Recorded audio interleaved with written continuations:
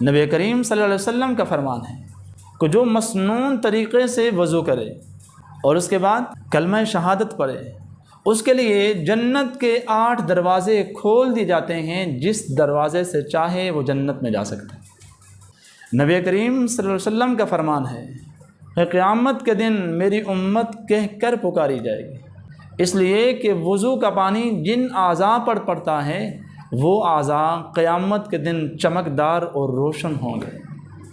اسی طرح رسول اللہ صلی اللہ علیہ وسلم کا فرمان ہے کہ قیامت کے دن میں اپنی امت کو پہچان لوں گا۔ اتنی کثیر تعداد میں آپ اپنے امتیوں کو کیسے پہچان لیں گے؟